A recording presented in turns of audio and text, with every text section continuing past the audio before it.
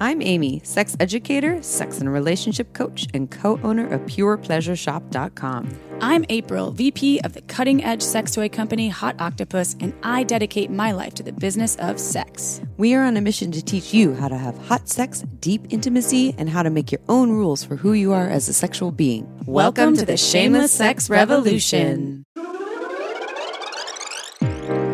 Want to learn more? Go to shamelesssex.com. And for 15% off of some of our favorite sex toys, use code SHAMELESSSEX at PurePleasureShop.com. You were listening to a Pleasure Podcast. For more from our Sex Podcast Collective, visit pleasurepodcasts.com. Well, hello, everyone, and welcome to the Shameless Sex Podcast. This is your bonus episode. What does that mean? You're all going to get boned is what it means. That's not what it means. I'm trying to be funny. Bone us. Oh, that's kind of cute. You get to bone us. Yeah, that's why we have Tim here. Bone us. Oh, Hey, we had the worst I'm here to help in history. bone you guys. Yeah. You can bone all three of us if you want. Bone Well, us. Yeah. You're going to, it depends, actually. You got to sign a waiver. Your bonus Gonna hurt. episode, what that means is, we have a lot of lube, though. I have a lube sponsor, Uber Lube. Okay, so This is an ad-free episode. ad-free You just episode. gave a shout out to Uber Lube. We're just kidding. We love Uber Lube, but we're not I'm not going to tell you where you can get it. Yeah, don't. Go find it. Good Yeah. luck. It's a Google wild it. goose chase. All right. Anyways, so yeah, that's what bonus means. It's your ad-free episode. We try to do these at least once a month, if possible, just to give you a little something extra, a little something special. This episode is with Tim, who also hosted us on his podcast called Sex Ed with Tim, and I believe the podcast was just launched in June, and I think this episode's either going to launch in July or August. So this is 2021, y'all.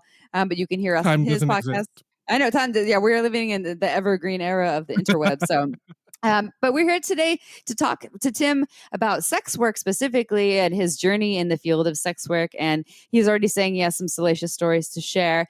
And also, I just want to give a shout out to Tim about our excellent audio that has changed because we switched over to a new podcast database that Tim actually recommended to us. So if you're like, wow, Shameless Sex sounds better. If you don't think we sound better, then sorry about that. But I'm pretty sure Amy is going to get off of any sex and relationship coaching and podcasting just to become an audio expert. Because she's like, did you hear that? Do Yeah. it. I was like, what are you do you hear that talking cricket in about? the corner? Yeah. I'm like, Is that a oh my breeze? Oh, Yeah. Yes. no. I'm like, No. Amy, you are becoming Did Tim's a dog part in the complete corner? obsessive human about audio. And I'm slightly deaf in one ear, so she'll hear something and I'm like, I have no idea what you're talking about. But Well- anyway, but Squadcast, what we're using now, Yeah. we'll just and we're say, not sponsored by Squadcast. no, either. but we We're very have happy with definitely. Shout out to Squadcast, though. Yeah. We love them. Hey, it's Thank you, Squadcast. Squadcast. Yeah, they have their own podcast too. Anyways, not an episode for Squadcast. This is for you, Tim. So we are going to start with the same question, but I realize it's not a question because we did this in our last You podcast. just realized that for 4 years. It's a demand and a command. Please, no, I'll say please first. Now it's not a demand. Can you tell us about yourself and how you got to where you are today in the field of sexuality and specifically in sex work? Ooh, so hello. Thank you so much for having me. My name is Tim. I am a just now certified sex educator. I am hailing from Toronto, Canada. I've been a sex educator since 2018, where the first sex education I ever did was teach a girlfriend how to do anal. Yeah, that was a really fun little coffee date. Before that, I was a escort. I was an escort. I was escorting from 2012 full time and on and off until 2016. And then I went to school for business. I graduated with honors. Hey, and I decided to use my knowledge of business and sex to enter the field of sex education. So that's where I am today.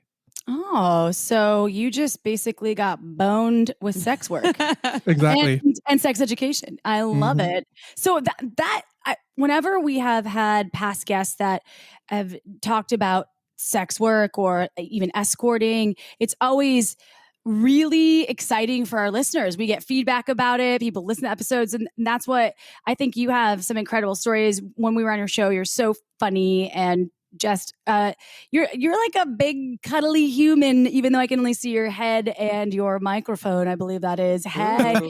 And he's really good on a pole. And by he's the very way. good on a poll, which I'm sure we'll get into. So my question is a couple questions here. What got you into sex work, and what type of sex work do you enjoy most? Talk about what you love. Well, really, I just went into sex work mainly because I realized how good I was at fucking. Good So I'm reason. like, I PhD mean, in right? Yeah. A PhD in fucking. Well, okay, to be more accurate, the way I entered into sex work was I was working retail at a store, which I will not mention because hopefully they don't listen to this and like they're gonna find out that they've been using their storefront for pimping. Um, it is a big Please tell me it was chain. like J. Crew or something. It's like some. No, No, you let's don't have just to. say You don't have to say it. We don't. no. Let's But just I would say like to know. it's a synonym for a space in between two things. Oh, The got it. I know. yeah. Okay. Fall into the underground. Yep, exactly. So it was through that company where I was doing inventory late at night. And then I saw a girl. Her name was Ashley. We were the only ones there. It's like late. We're doing inventory. We're so bored. Time passes. And she just brought up the fact that, like, oh, I'm just doing this to moonlight and like feel normal. When in reality, I am a pimp. So I was like, oh, okay. What is that? I was like, I this was me when I was like, I don't know what the hell anything is, right? I'm like, I'm just a little innocent baby lamb, just wobbling my legs and walking through the world of sex. And then she told me about like how she employs her team of escorts to see different clients all over the city. And she was like complimenting me, really rubbing my ego. You're like, Tim, you're so hot. I feel like you can like fuck your way through a weekend. And I'm like, I mean, sure, if you say so. So I ended up in her bedroom. Little did I know that that was an audition. Yeah, it was an audition. this was this was when I was still identifying as bisexual, by the way. This was on like my sexual journey. So it only Is there a happened pole once. in the room, or is it just the only No, pole was by you? was my pole. Yeah. Yeah. No, I did like do the whole routine of like a lap dance, you know, or a little strip tease just to give her a little flavor. But you know, alcohol's running and then your hormones and your horniness is all over the place. And then yeah, I ended up having sex with her and she just gave me money. And I was like, wait, what is this for? It's like, I'm going to ask you to start on Monday. I'm like, okay, sure. I guess this is where we are now. So yeah, a lot of the clients that I had through this magical pimp were like, what do you call them? Like the one percenters, you know? Mm-hmm. Yeah, they were like, Rich people, like very rich exactly. ones. Oh, okay. Rich white men. You just CEOs, say it. Rich people. yeah, Okay, rich got it. folks. Yeah, so it was like a lot of CEOs, like Oil fundraiser tycoons from organizers. Dallas. Yep, Oh, exactly. Yeah, yeah. Like what is it? Like media moguls, like mm, cable company, etc. Yeah, whatever. And it wasn't just men; it was also women. But like the cool thing about like my women clients were that they didn't really look for sex so much. They were more interested in just companionship. You know, someone to hold their hand at night or someone to be their arm candy for an event. I was like, okay, this I can do.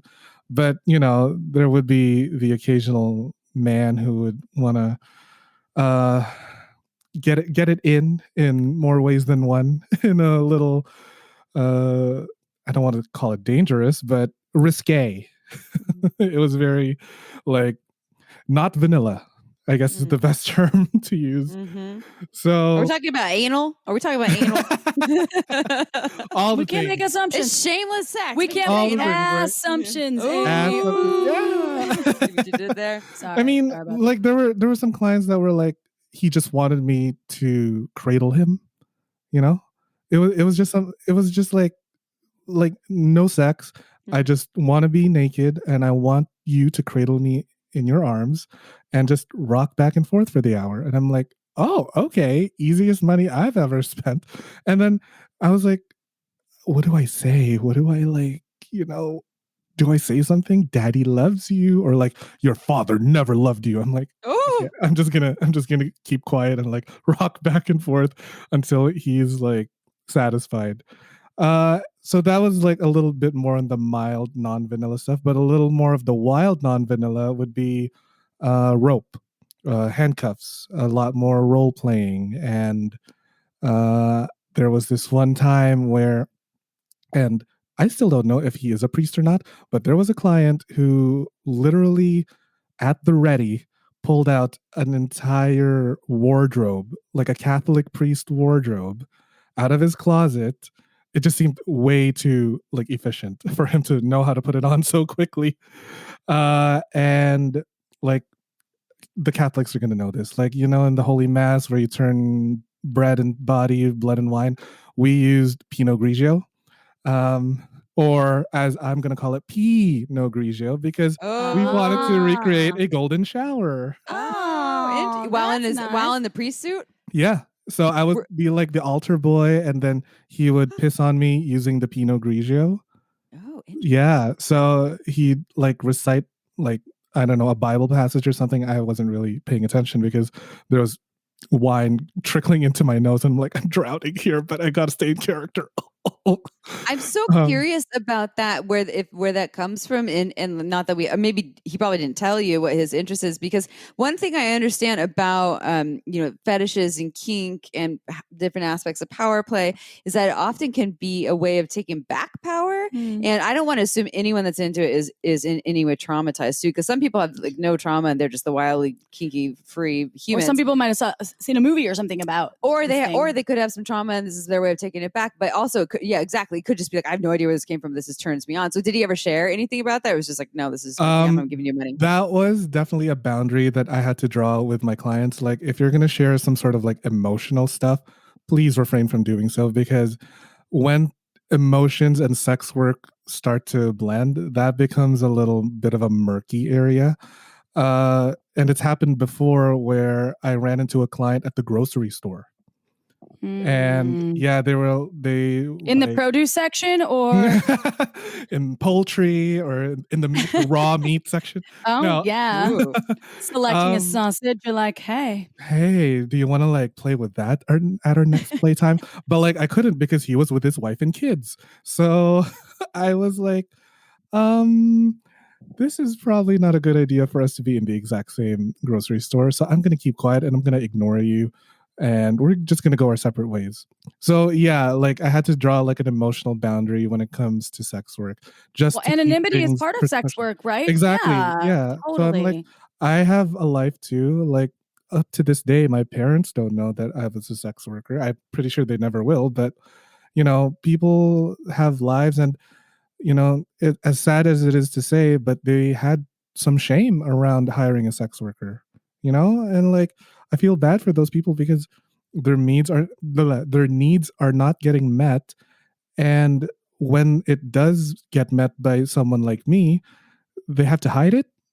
I'm like, oh, like I want you to be proud of who you are, but like, you know, don't start whipping out your dick in the produce section of Whole Foods and just like probably not the place. Yeah, no. So is part of what you love, and sorry, that's a continuation from my last question because I know Amy has some questions too. It's not all about me. So is part of what you love about some of these experiences or something that you enjoy about the sex work, is it like the variety or just tapping into certain folks' desires, or can you go deeper into that? I mean, I really enjoyed sex work because not only was I really good at it, but also the exposure of different sex acts and sexual backgrounds. Like I was exposed to, let's say, I don't know, from the most vanilla to the most non-vanilla, and like everything in between, and things still come up to this day where I'm like, oh, okay, I never really thought of doing it like that. And it was just like such a wild ride for me to see all these different backgrounds and how people express their desire and express their emotion in a space that allows them to when the world doesn't. And that, I think that was really like what drew me to sex work. Like I'm helping these people to be more in touch with their most authentic self in a space where there's like no judgment, or like, you know, you're free to do whatever you want.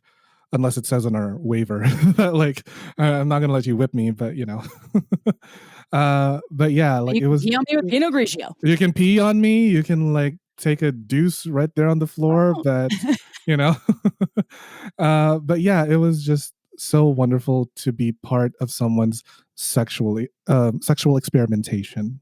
Mm-hmm.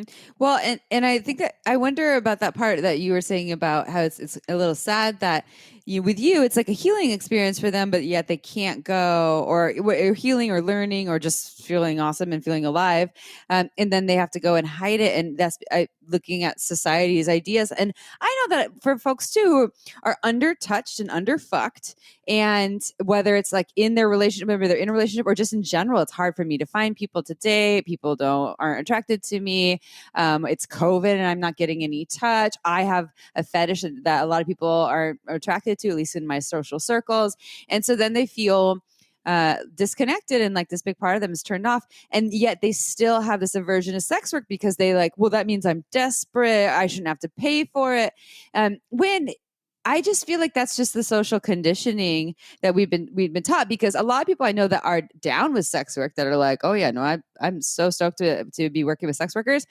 They're really stoked on the fact that there is no pressure. It's all about their pleasure. They don't have to deal with, I mean, of course, there's still consent and you're still a person as a sex worker. And I hope that people that are having sex with, or doing escorting or whatever and engaging with sex workers are still treating them like people. But it's less of the mind game of like, do you love me? What are you thinking? What are you feeling? Am I pleasuring you enough? Instead, you can just relax, enjoy, and make your requests, and then the sex worker can choose if they want to meet that. So I guess maybe that was my question for you. Do you feel like that's a big part of it? Is just that it's society stuff that makes it shameful for people, and if that wasn't the case, maybe they would be a little bit more like, yeah, no, this is my jam because I'm getting pleasure. I mean, I think hiring a sex worker out of all lines of sex work might be considered the most shameful, because why is it, like, let's look at all the other forms of sex work: strippers, porn actors, camming.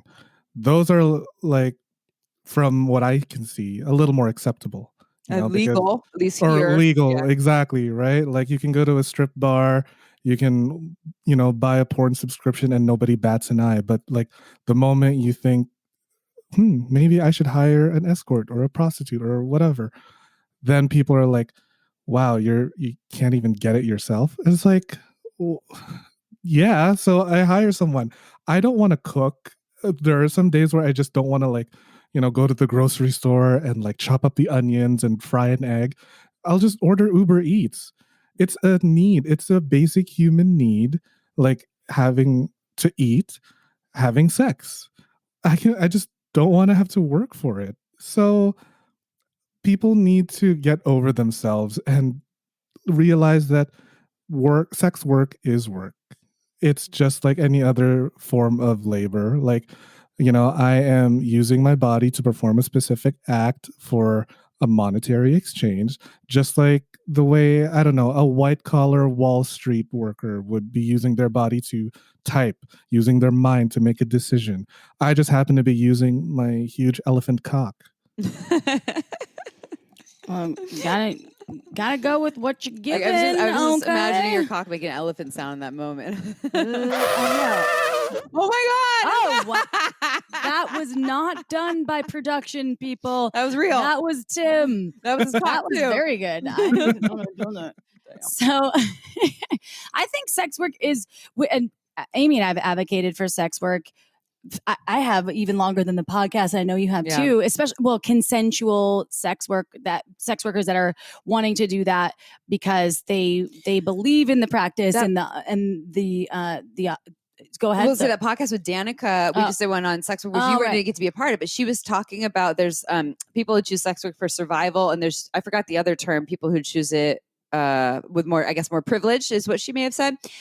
So more out of more active choice. And that was really interesting to me to hear, because I think what a lot of people do is they hear about the survival sex work, human trafficking, or people with coming from some terrible situations or being forced into it for various reasons.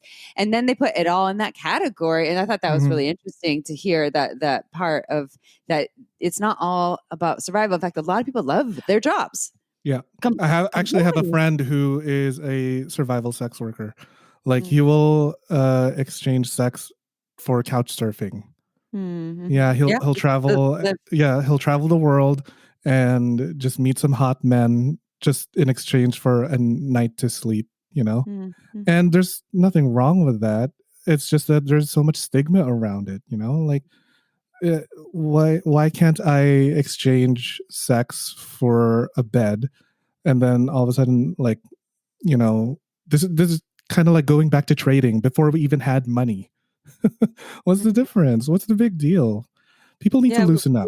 we were trading services forever, and sex was Yeah. is a very old profession. I can't say it's the oldest, but I was actually corrected on that by historian Daniele Bolelli. I think that's how you say his last name, because he said, "Well, you had to have another profession to pay for the sex work before sex workers could be there."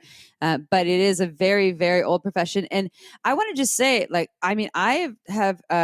I'm doing air quotes, hoard myself out in ways where to exchange something, like people, I don't know, buying me a nice dinner, or like the VIP section in Vegas or something, where I'm not having sex with them necessarily, but although maybe I may have hooked up with some of them later, and there's like that, some sort of like energetic exchange piece there. And I'm not saying that in necessarily a negative way, because I know that it's just energy. It was just an energy piece, and whether someone chooses to use their body to maybe receive something else. Well, yeah, and there's also there's like the sugar baby, sugar daddy, Oh yeah. sugar Oh yeah, mama, that's right? me. So that's also where there is not actually, a lot of times, depending, there's not any bodily fluids or even body parts Mhm. exchange. You can be, as you mentioned, just with escorting, you don't have to have any physical Mhm. exchanges. And so Right, that's exactly. the thing. There's a website for it, and there's many levels, and I don't know if people think of that as sex work, and in terms of sex work, I guess it could be considered. It can be like a sugar daddy, sugar baby type of relationship. It doesn't necessarily have to. I've had sugar daddies where they, well, actually, I've part of why I was able to pay my tuition was because of some sugar daddies. I've put my money from sugar daddies into, I guess Americans call it a 401k. Uh, Yep. They yeah, sure so do. exactly. So It's here in tax Canada, free, y'all. Okay, if you want one, just go exactly. get one. Save for your retirement. Here in Canada, that's called an RRSP, or Registered Retirement Savings Plan. So I put all, or not all, like a huge chunk of my escorting money into an RRSP, so that somewhere down the road I can like retire comfortably. So, and there was no sex whatsoever that happened, but sex in the traditional sense of like penis in hole, or hole on mouth, or whatever orifice you want to put it in. But yeah, like, I guess there's also nothing wrong with a sugar baby, sugar daddy, or sugar mama type of relationship, as long as all parties are consenting to, the same thing. You're all in agreement of what kind of relationship this is. And also with sugaring, sex is probably on the bottom of the list. Mm. It's Yeah. connection. Connection is what a lot of sugar relationships have in common. I've seen sugar babies go towards their sugar mom or sugar dad to like help with their resume, to job hunt. I had a friend who met a sugar daddy through Tinder that helped him get a job. Mm. Like, it exists in so many ways, and it doesn't necessarily have to have sex. But you kind of, I think the fun of it is like, oh, daddy, I kind of need a little more money, so if you do this for me, can you, I'll do something for you. That, Tim, maybe you should be a financial dominatrix. I don't want to should you, I can but be a findom. I can be a findom. we've had a financial dom on the show before, and it was so interesting. And then Amy accidentally almost became one, and she was Hey, I did make $600. she didn't know it was on the table, and then someone was wanting her to financially dominate them. And then my partner asked, like, "Are you offended that no one wants you to financially dominate them?" I'm like, "No, I'm not offended. I'm just going to reap the benefits from Amy's fine." Yeah. I was like, I'll take you out to dinner. Well, yeah. all the I was like, other, "Yeah, Amy, I really want this dress." Okay. All the other financial dominatrixes were like, your first mistake was giving back all the money, because all of a sudden I had Yeah, you did. $6,000 in my account. But I was like, I can't. I need to have this clearly defined, and I'm not humiliation play. I have shameless sex as my podcast with Mhm. April, right? Humiliation Yeah. play to tell someone they're a terrible piece of shit, and I'm going to blackmail them if they don't give me more money does Oh, not fit yes. into the Amy Baldwin persona. And I'm a public. It's like, you're bad. You're real I had to bad. ask people for help. Like, how do I do this? They're like, just She be a, asked me, and I was like, I just be a no total. clue. Yeah, we neither of us are good at I it. mean, Yeah. there was one sugar relationship where I was a sort of fin dom to a capacity. It happened like only a handful of times where he gave me his platinum card and basically let me do whatever I want with it. Oh yeah, he Score. got off on the idea of just like me having access to his money. There would be a time when we agreed that like between the hours of this and this, that's when you can spend whatever you want. But like outside of that, you have to stop, which is like, you know, fair. That's a good boundary. So like I bought myself some shoes or like, I don't know. What else did I Call buy? me next time that happens to you so I can tell you all my favorite stores. I prefer Gucci, spelled Gucci, yeah. Gucci. Oh yeah, like it's I all bought Gucci, food. babe. Let me tell Yeah, you. exactly. Prada. Get the shoes, babe. Get the shoes. Hey, I'm not asking for a Birkin, just a little Gucci, okay? Just a little Gucci, a little, maybe a Jag or a nice Mercedes Benz every now and then. You know, just the little things. It sounds like such a I think to a lot of people like a I don't know, fairy tale's not even the word. Like to a lot, it's unfathomable, yeah. to a lot of folks that one that maybe that someone might be get off to being like, hey, honey, go buy whatever you want, but people one get off or get fulfilled by anything and everything, and they just invite people to think outside of themselves first of all, and then and that's up to them. And I guess one of the issues with the financial dominatrix thing was that some of the folks, because they're into the humiliation thing and they're so turned on by it, they might actually give away their whole livelihood. Because that's what you were concerned with. I was concerned. You're like, what if he's going to give? He has what kids or he? Yeah, she I was didn't really like, you know. cannot give away the alimony to me, and all these conditions. She had such a conscious. Yeah. Oh, I don't have super conscience. sweet. Amy was like, I can't. I was like, well, I'm not going to say give me his info. Yeah. I didn't, but I do too. I couldn't karmic. Oh, I'm fully heartless. I will take all of your money and I will just run away with it. Yeah, you're gonna go have a good old time. Part of me is like, I wish I could do that, but it's okay. I have rent to pay. I have bills. You know, I will just take a cash advance from the nearest machine and run. And you still, I know, and we have a couple other questions for you, but are you currently doing sex work? I know you have your podcast now, and we're not. This isn't the end of the show. We're going to ask you for your plugs later. But are you working with clients now, or is that something that is a no path? Yeah, I would say it is a blast from the past. Like my last client was in 2016. Sometimes there are days where I wish I did go back, but you know, I'm feeling way more fulfilled. No pun intended. Filled. I'm feeling way more fulfilled as a sex educator. In like, I feel like the knowledge I have and the platform that sex educators are given can be disseminated even further. You know, instead of just like one client at a time where I can like fulfill their needs, but like when we're on social media teaching about sex education or like holding online workshops, we can reach more people, and our goal as sex educators is like more widespread. Yeah, absolutely. And I know that throughout the course of speaking to folks, when I don't know, when I've been to countries that have sex work as a legalized occupation, where you can walk in and you can get you can feel safe about getting a sex worker to have an experience with you. Safety is a huge piece of that, right? Speaking to physical safety, of course, especially if you're alone or there's not a proper establishment, but also we can talk about not necessarily STIs, but that is another thing too. I would love to speak to safety. And when you were doing this practice, how do you navigate this realm? First of all, physical safety. I had to take self-defense classes. I feel like that was very important. But that was only when I was doing it on my own. When I was working with Ashley, the pimp, I would have her like on speed dial so that she can call a guy she knows, quote air quotes, a guy she knows to like Mhm. help me get out of a dangerous situation. But when I was doing it on my own, I took some self-defense classes. That was just for me to ensure my physical safety. I would also do like a very extensive screening process. I would ask them like all these different questions, like what are you into, what aren't you into. I need to know that you're a real person. I need you to like take a picture of today's newspaper holding up the peace sign so I know that you're like real.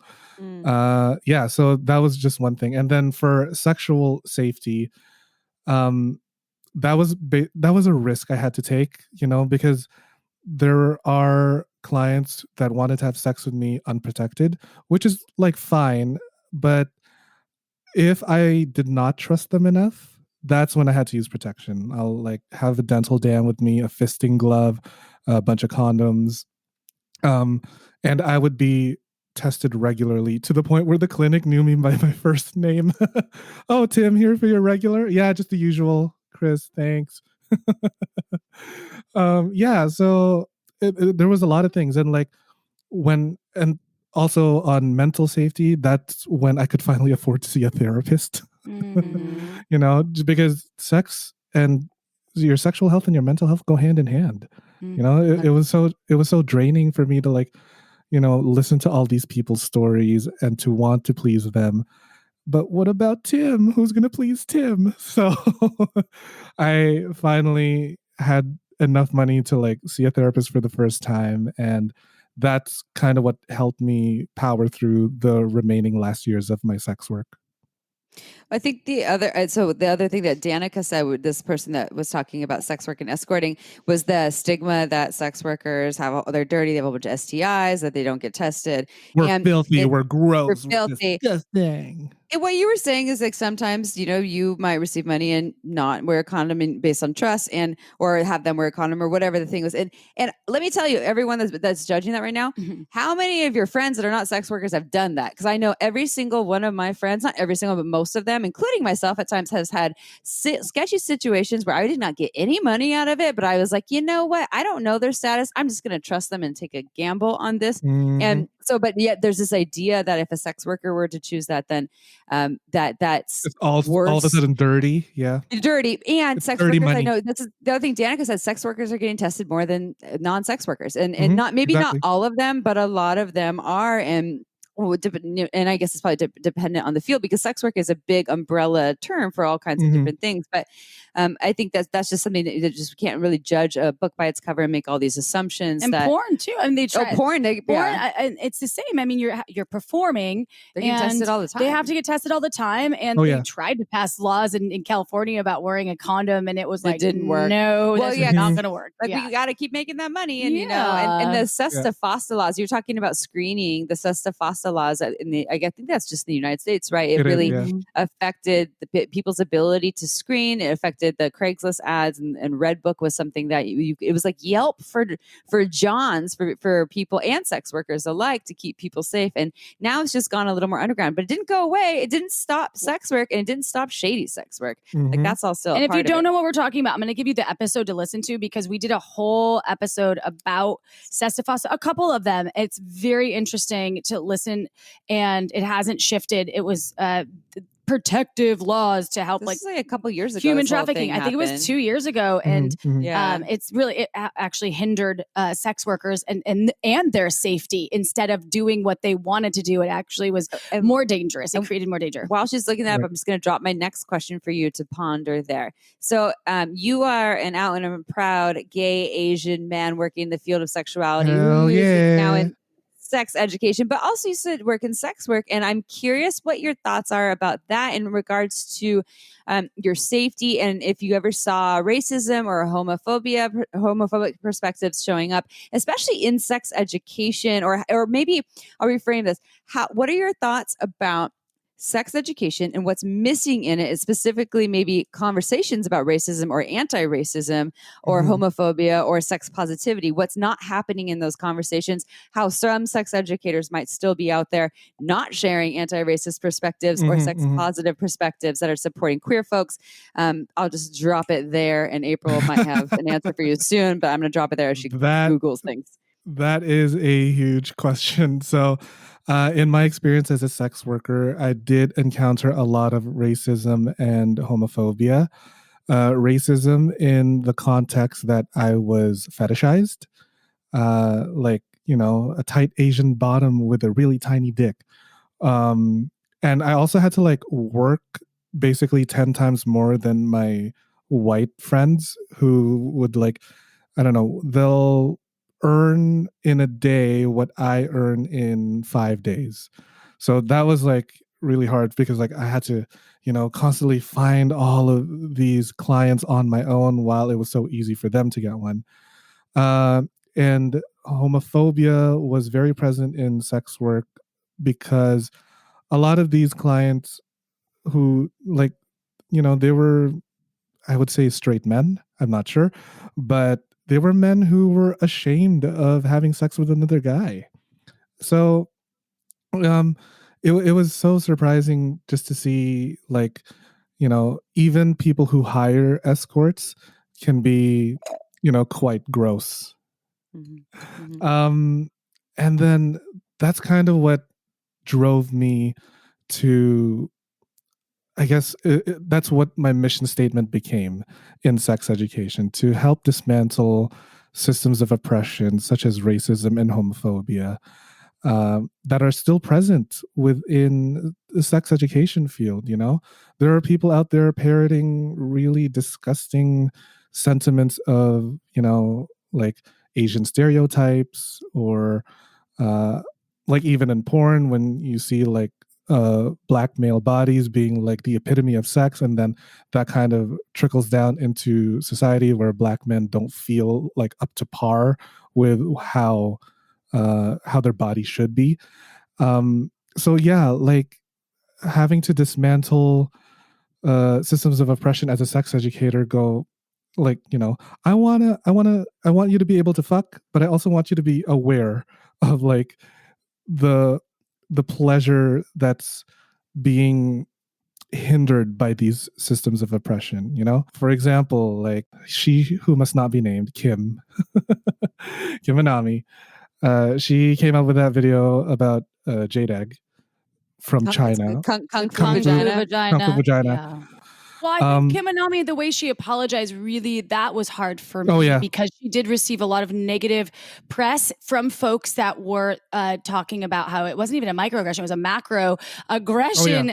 So culturally. And so I was really bummed by that apology, because it wasn't an apology at all. It was actually, it was mocking the apology. It was a mocking, non-apology. yeah, which was like that hurt me to see that. And so I'm sorry to interject. I just wanted to add that piece because all good. I'm a huge fan of art and all sorts of art. And I am a huge fan of vulvas, vaginas, penises, and all sorts of things in between. I'm unsure when freedom of expression is like when we can use that. Like, well, this is my right. This is free speech. This is freedom of expression. When you have people that are at the expense of other people, like, that's what I mean. It's like you can have freedom of expression, but at what cost? Tim, when it comes to revamping, or what does sex education need, and not even in terms of in like modern day, but in general, like moving forward, if we could change things, how can we support queer, BIPOC folks, how can sex education be more anti-racist?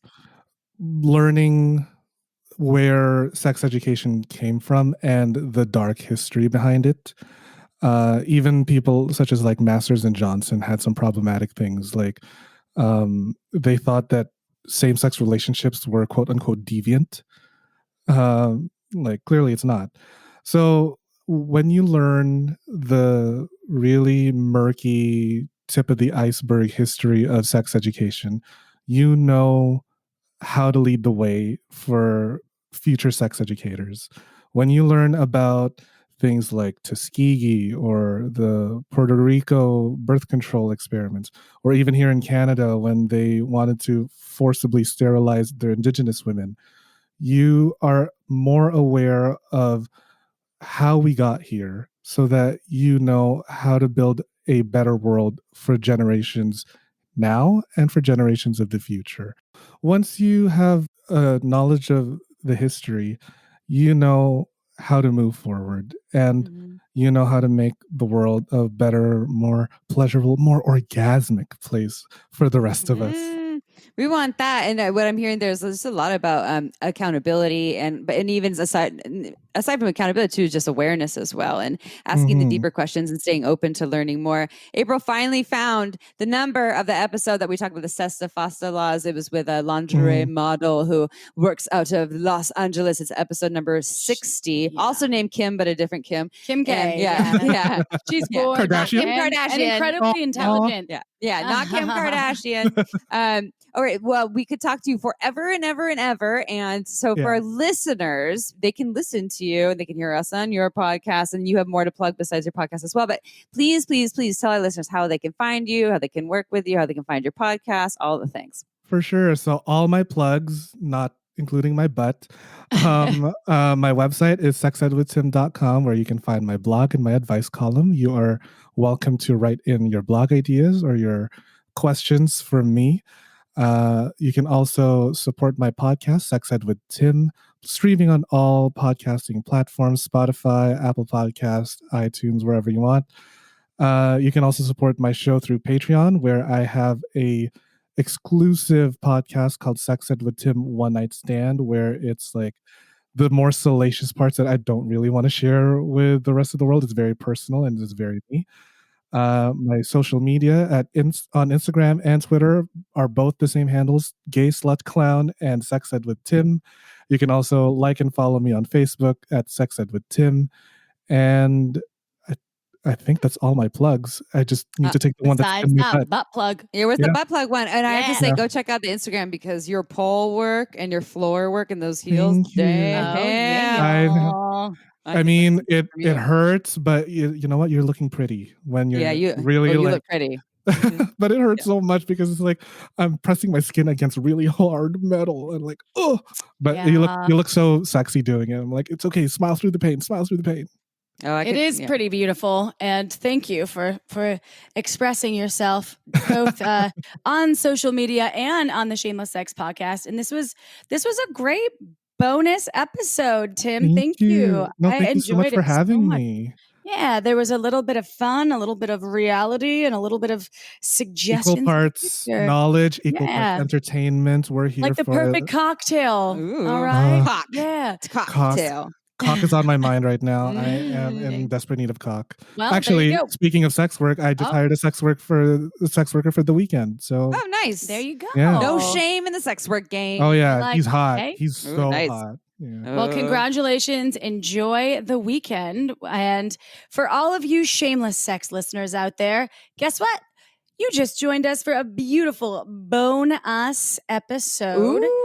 So we don't know what day you're listening. It could be Friday. It could be Monday. It could be a hump-y day.